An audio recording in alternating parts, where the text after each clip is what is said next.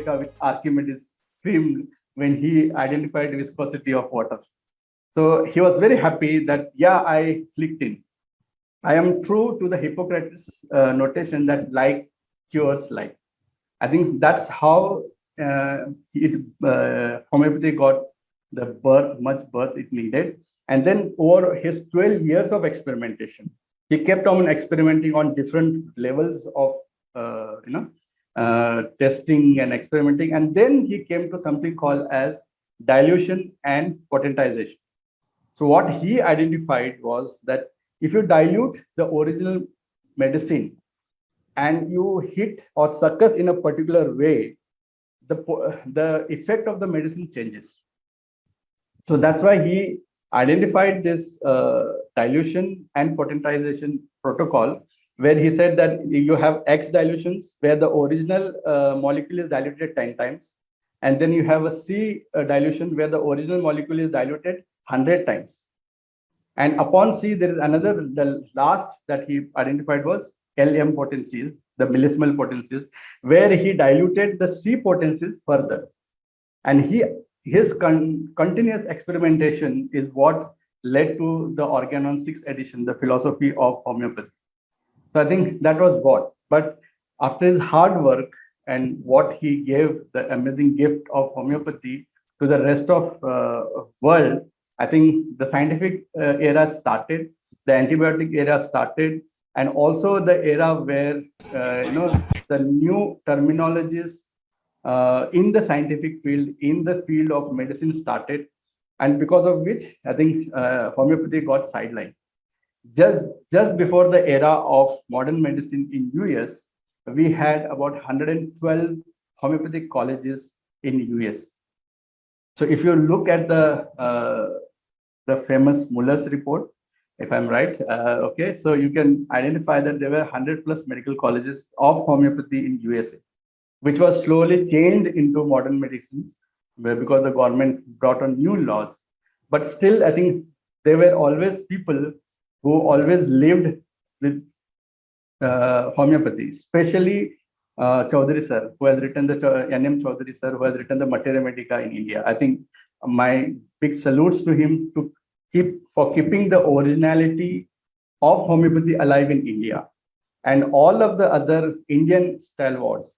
I think the great people who have experimented homeopathy, whether it was Dr. Dhawale, who was basically a pathologist, and then he became homeopathy doctor, or Dr. S.R. Phatak, who was also a pathologist, and he did homeopathy, and he created the famous repertory of homeopathy, which is so easy to use with the allopathic background. So I think if you look at the transition from where the homeopathy started and where we are today, it's a huge transition. But the principles follow the principles of natural medicine, and they are as alive.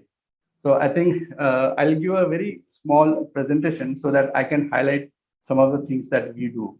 And then I'm not going to do an extensive presentation because the government of India recognizes BHMS as a complete graduational degree.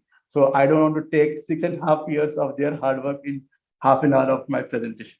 But I'm sure that my presentation will give you the inclination to study more, to make you more inquisitive, to make you more curious about homeopathy and how it works. Okay, so let me start the presentation. Okay, yeah. So the topic was homeopathy for integrative physician. I think we can always keep changing the topic and the variations. So my name again, let me tell you, I'm Dr. Sayyid Tahir Hassan, native of Belgaum, Karnataka, and the destiny brought me to Kerala, and I'm practicing here since last 2 decades. And also, I think I should thank my patients and my friends equally for making me what I am. I had posted a Facebook status long back where I said that modern medicine made me a doctor, but homeopathic philosophy matured me as a physician.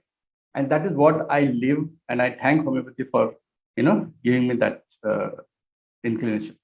So if you look at some of the sayings that we have in homeopathy, so before we say that, we want to understand whether we actually accept natural healing as something natural, or something scientific, or you expect natural healing as something non-scientific. So in this is one thing that Hahnemann wrote in his organ on philosophy, Audace Sapere, which means dare to be wise. As a physician, you should be wise enough to understand the intricacies, the fine demarcations that a person presents you. And for that, you should understand there is something called as natural healing. Our body is capable of healing any kind of disease that it faces naturally. So if you look at the definition of natural healing, according to the journals, so they say that natural healing is the spontaneous or autonomic response of the body to disease or injury, exemplified by internal mechanisms of fighting infection and wound healing, as we know as inflammation, right? Once there is injury, there is inflammation and it heals. Technologically, if you look at that, healing consists of full array of medical and surgical treatment that have pharmacological or physiological properties capable of promoting cure, disease control, or symptomatic relief. And this our body can also do as a part of natural healing. And this is a famous quote from the homeopathic stalwart, who says that the task of the vital force, because homeopathy is based on vitality, the pran shakti that we have. So based on the vital force harmony, we take the case in homeopathy and then we treat.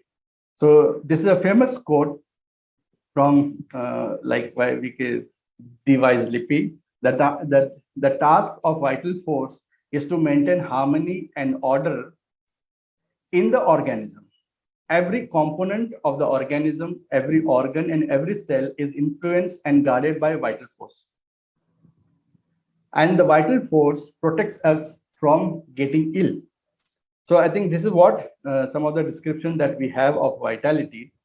Some people relate it with homeostasis. Some people relate with the vitality that we have in Pran Shakti. I think the explanations are too many for us to go into the details of that. But the best thing is people who understand natural healing as an healing where we have it in ourselves, and then we know that if we can remove the obstacles to the cure, the disease will anyway cure itself.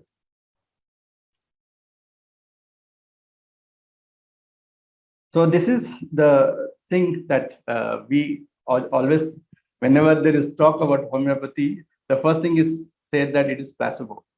But do we know what is placebo effect? Do we really understand what is placebo effect? Because what actually happens is that there are two kinds of science. Science which we observe from the nature and adopt to that. That's what we have been doing. And there is this another science where we explore and go dwell deep into and try to express things which are not usually seen. So-called the molecular science, right? But do we, like any one of the science, can they actually explain the placebo effect? It's very tough. So in this particular paper, Thomson JJ was very famous to be researching on anthropological perspective of diseases. He has quoted he has said a beautiful thing, which I'm quoting you here. It is becoming ever more apparent that the placebo effect is polymorphic in both its trigger and its expression. Placebo effect is not a singular, simple effect, as you want to say. It is a polymorphic effect in trigger and its expression, and that the mechanisms for placebo responses within the body are diverse. We really don't know. For example, we really don't know what is the new systems that have come. Even recently, there were two new organs that were identified in the human body, even after 200 of years of anatomy existence. So, we keep the body, the nature keeps surprising us. So we have these diverse mechanisms in us. And to understand that, it's so tough. It is also clear that in all societies, irrespective whether it was Indian, Mediterranean, Aztec, Chinese, in all societies, healing modalities have developed to maximize the placebo response in an attempt to overcome assaults to well-being. So beautifully he has put that all the healing modalities that are great-grandparents initiated was to maximize the placebo response in an attempt to overcome assaults to well-being. This is such an important, when you remove the hurdles, we get the cure.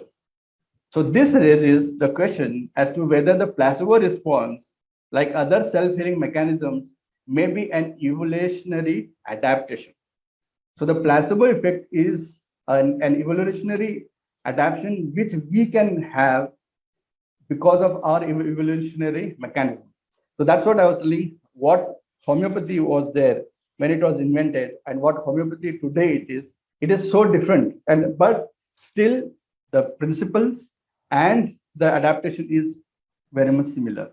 And also when you call something placebo, you should understand that placebo is not simple mechanism. It is polymorphic, and also you should understand that our psychology, the human psychology, is so advanced that it can induce anything, as we know with the psychosomatic disorders. Now, another very interesting thing that, who is a healer, or who heals, or what a healer does. So this was another very interesting article, which was titled "Placebo and the Philosophy of Medicine." In that, a beautiful quote that I read was, from the psychodynamic perspective, the healer's authority and ability to comfort may be a projection of parental care operating by a process of transference. The healer's authority is so important in any kind of medicine we go. I'm not actually negating anything, but when we go to an onco hospital, you can see that every part that the patient undergo is so depressing. When they meet one person who gives them the light of life, they actually come out of cancer. So this is what we should understand. This is that we need to understand the process of transference, and it is psychodynamic, and it is the authority of the healer, and that authority has to be done by us, the physicians. Now, what is integrative? So, like, there is a book on integrative oncology, one of the oldest books. Okay, in 1980s it was written.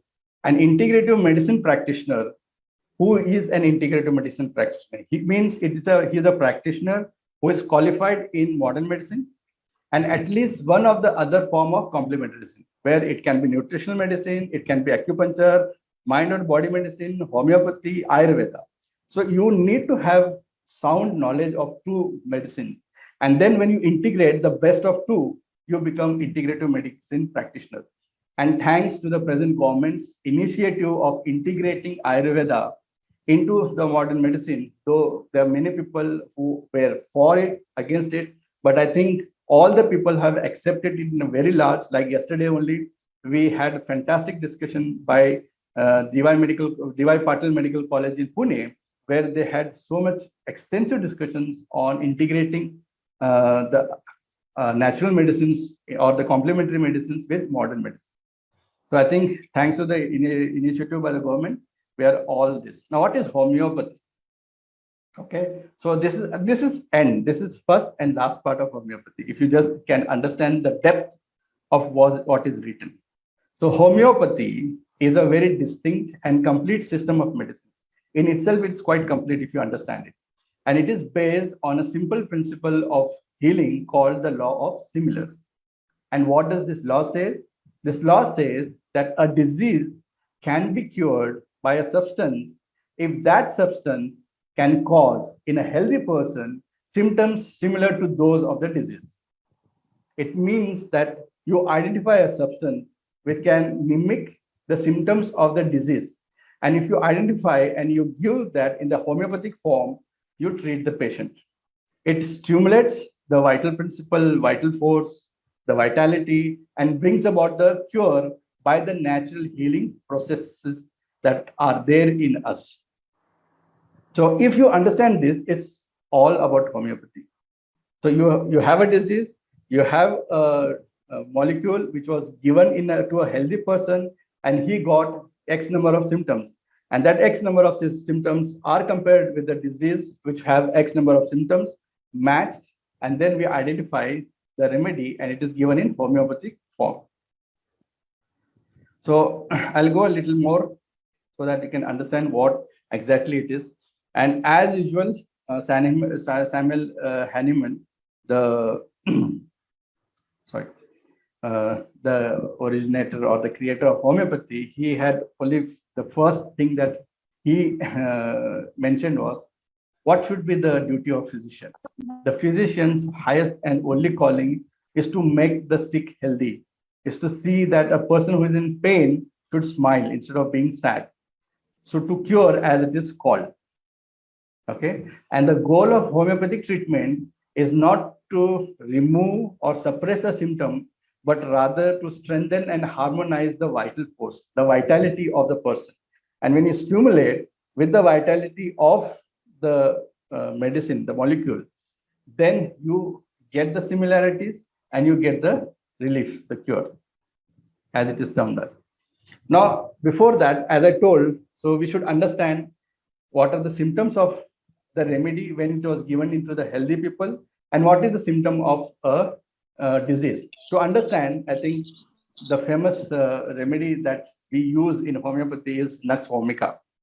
It's very famous. It has been used.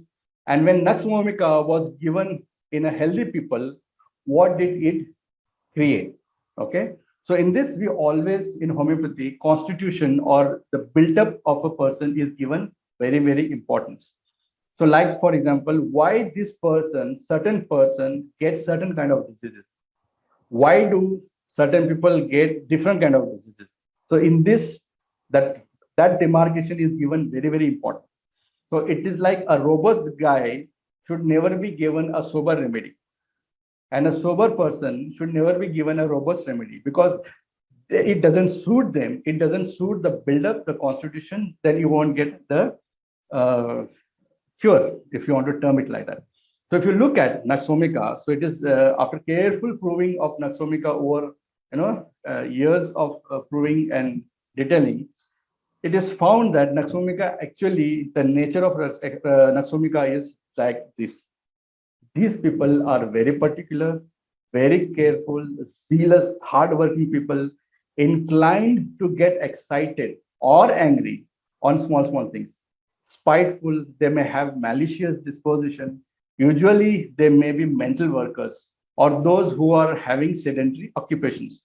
If I just want to put the normal IT life, so the people who are in normal IT life, they work hard for 8 hours, 8 to 10 hours. Sometimes they work at night. Sometimes they sit all the day, keep on munching whatever food they get.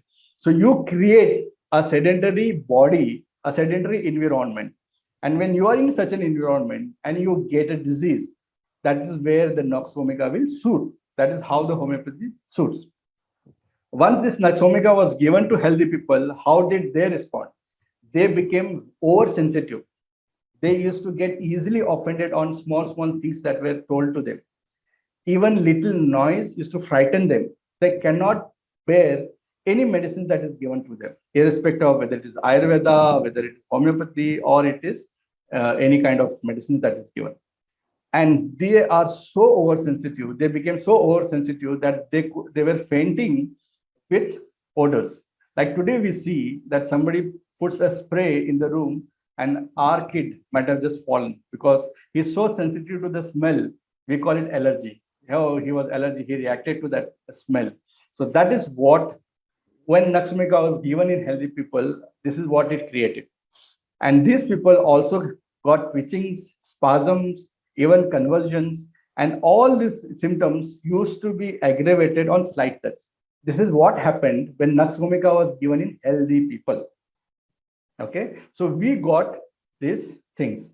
And now it is again suited to people who are addicted to stimulants, narcotics, if you want to do patent medicines, and all the routine things that, they think that it could help them. But ultimately, it brought worse to their diseases. So this is how what we call as evolution of symptoms in homeopathy. The homeopathy starts from the mind, and then it starts affecting slowly the body. Same thing happens. Well, now what happens in IT profession? They are so much into their work, single-mindedly working whole day, sometimes whole night. Indians adapting to the timings of US, but they do their work with all sincerity, with all robotic nature that they have. and because of their bad food, they end up getting gut disorders.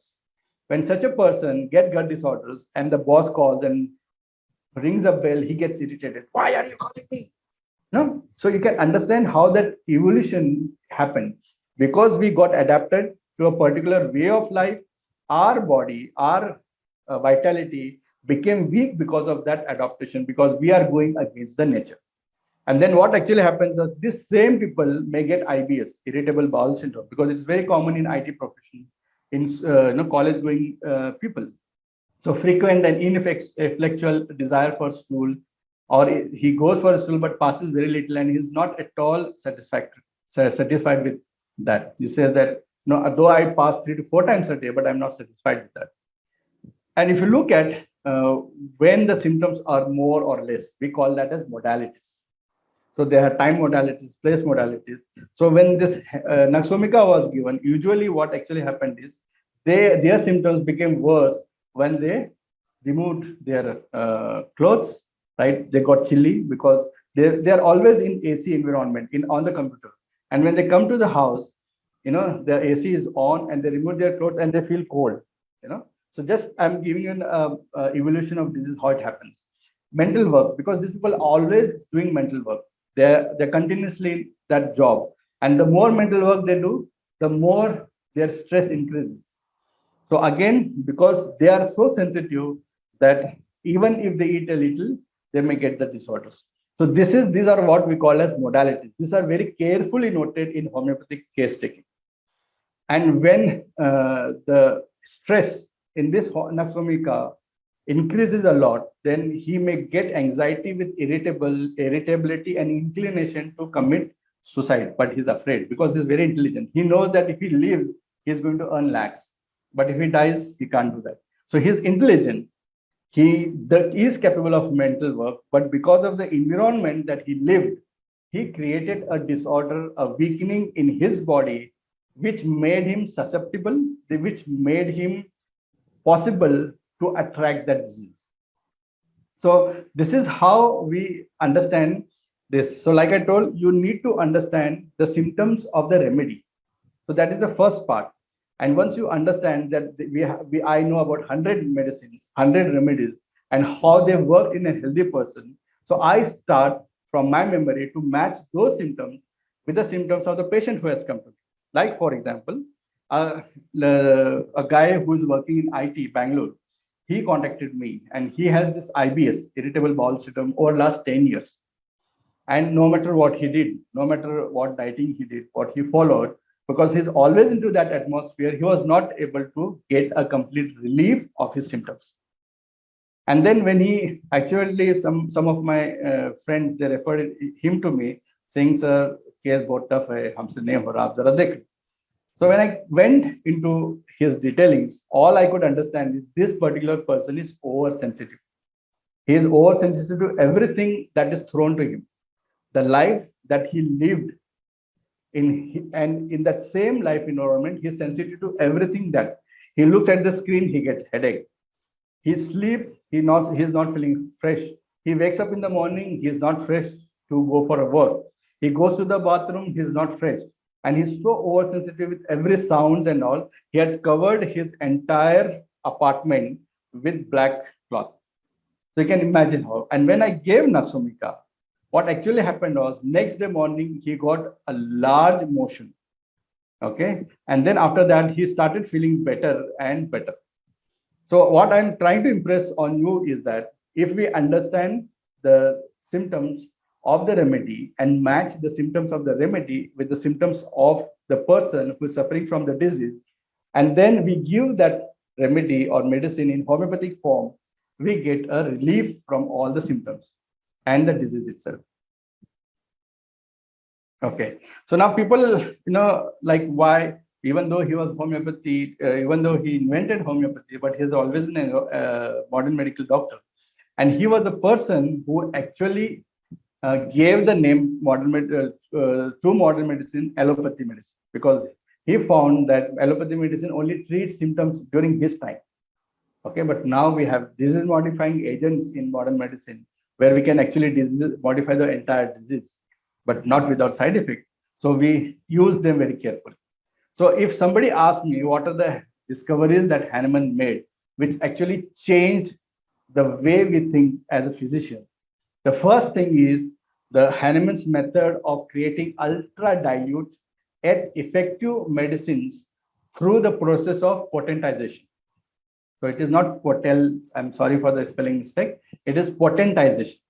So he takes a medicine, dilutes, and then that dilution, when it is shaken violently in a particular way, it creates something called as potentization.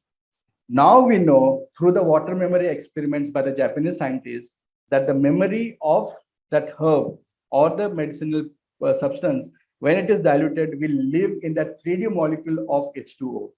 And that memory actually can mimic the receptor ligand mechanism in the body and thereby creating the physiological effects. So now we know. But that time it was something which is unique, that how can the medicinal property of a dilute medicine can actually create healing experience in the sick person. So that is the first thing which I salute him for calling. So he called it as potentization. So that's why we say that as you go 30, 200, 1,000, 10,000, so we say that it is higher potency. But when it is higher potency, it means it is low in its molecular substance. Okay, so there was an experiment which proves that after a certain dilution, say about between 6C and 9C dilution, we reach something called as the dilution of Avogadro number, after which there is no medicinal substance left in that. Now, what is left? There is a 3D molecule according to the Japanese study of water, and then there is memory of that particular thing. Now, there was another experiment which was done in India where they found that nanoparticles, and they found some very interesting findings of that. Though I don't completely agree with that, but still, I think one part it really explains. You can look it as nanoparticles at till a certain potency, but past that potency, we don't even have nanoparticles in that. So there was another explanation that came forward, and that was the explanation of molecular imprinting. So scientifically, we try to say that it's the molecular imprint of the original molecule, which was say for example, Naxomica, that is left behind in 30C dilution of Naxomica. And that molecular imprint goes and reacts with the lock and key mechanism in our body, the receptor mechanism, thereby bringing about a physiological reaction. So that's why in homeopathy, there is something called as primary action and secondary reaction. So first is the initiation by the remedy, and second is the reaction by the body, whereby the body responds to the remedy that was given. It's a very energetic aspect that it is. And to a certain extent, I've always believed that it is very tough to explain homeopathy with the available scientific information that we have, because the scientific information keeps on changing. So now next, what information will come? Maybe of quantum science. I think that time when there is talk about quantum space and quantum particles, I think we will be able to explain more details of homeopathy in that. So that was first thing. And second thing is the administration methods of these remedies that he found out. It could be in the form of pill, it could be in the form of liquid. You can just apply on the body, or you can even do olfaction. Homeopathic medicine in highly sensitive people, we can just ask them to smell the remedy and you'll get the effect. Okay, that I have been doing. Sometimes when the person is admitted in ICU, you are not allowed to take any medicine. So I just tell them to take a cotton and put, one drop of the remedy and make that person smell, and we get the reaction, because it creates changes in your vitality. Okay. Second, the third important thing is the use of single medicine. So he said that we use the minimum medicine at a given time. So we use only the single remedy. As if I want to put it in his words, that the use of single remedy and the use of least amount of remedy necessary to the cure, that we call as the minimum dose or the similimum. So it has to be given in least amount. So maybe least repetition also. And when you say least amount is a calculation of a crude. So you need to give in potency. That is what it means. So that was the third important discovery that he found. And the most important, I think, is the ability to understand the subjective symptoms in homeopathy. And the subjective symptoms need to be taken from the patient. We have to ask, how do you feel? What are your thoughts about this? Now, what is your take on this particular disease that you have? So we need to understand the subjective feelings, the subjective expression, and then match, because these subjective expressions or the feelings or the symptoms that we get constitute something called as the most peculiar symptoms. And based on that, we can identify the remedy. So like all the homeopathy doctors we know. So if you look at this, you understand that homeopathy is complete in itself because it has a scientific background which is very tough to explain at present. But as I told, that nanoparticle theory, molecular imprint theory, electricity theory, all this can be taken, used. Even EEG has been used to identify the effects and the remedial effects. So it can be done, but still, I think that is one part.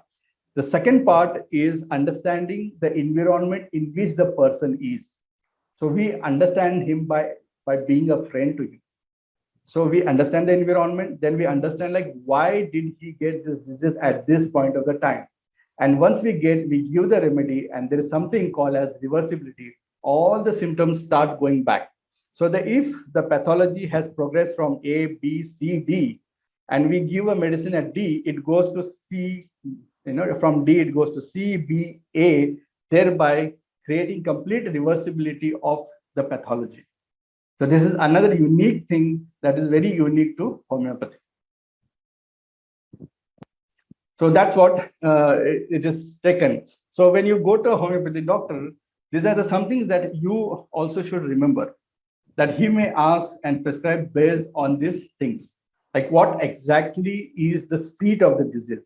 Where exactly the disease is seated, the pathology is seated. So I think this is where the terminology has changed for me. Because when I say seat of disease, I want to identify the organ in which the actual disease is, whether it is gastrointestinal tract, whether it is respiratory tract, whether it is lymphatic system, the nervous system. I want to know that because we have certain remedies that target only those certain organs.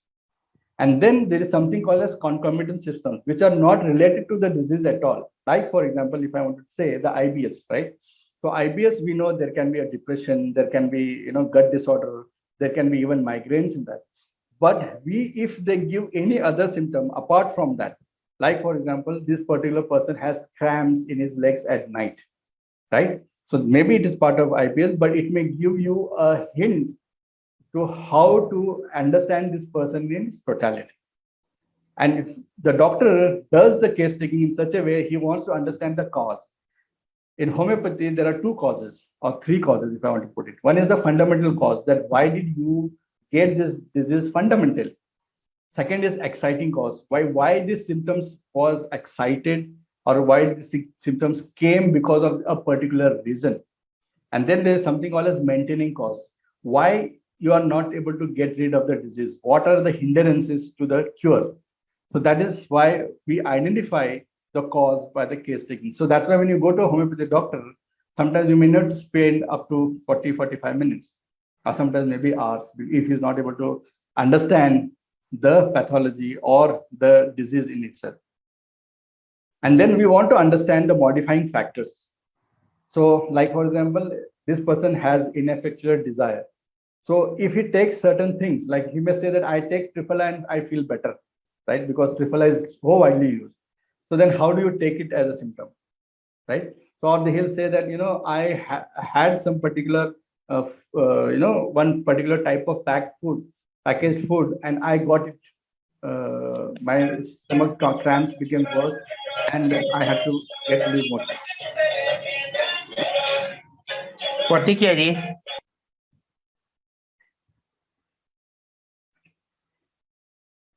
So, and then the personality of the individual. Like, what is the personality? For us, each disease is not the same. For us, each disease is different because it is in different individuals.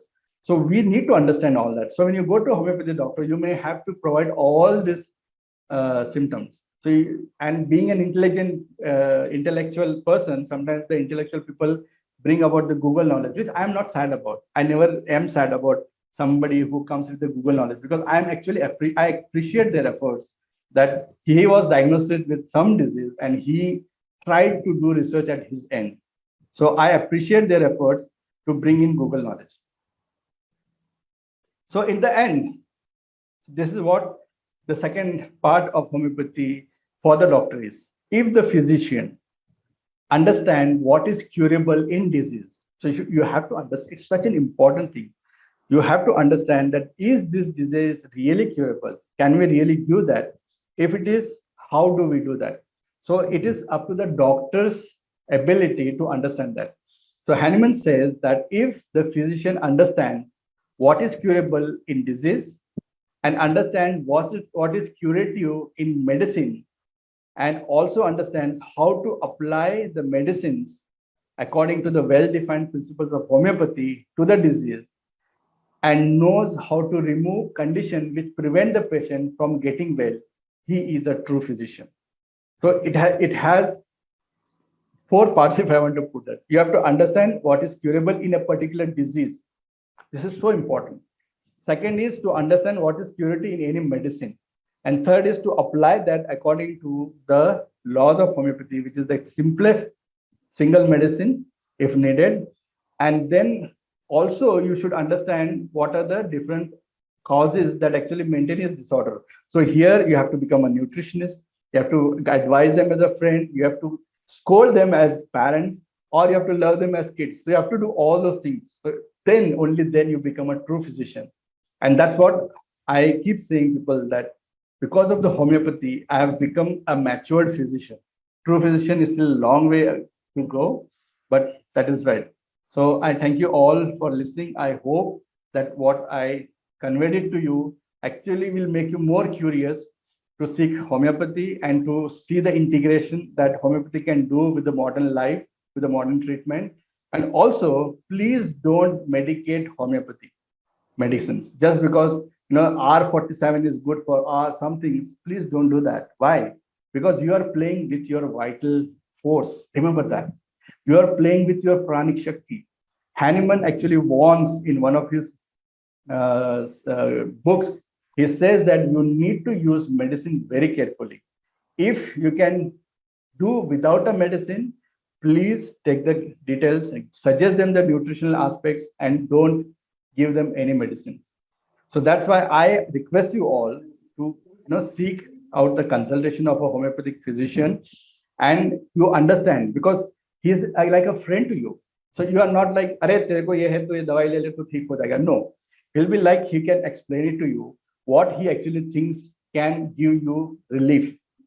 So I'm also sorry if the homeopathy doctors ultimately end up with a bigger burden, because these people have heard me. But I think this is our duty to educate the patients as well as the doctors to understand the totality, right? The totality of human life. So thank you for listening.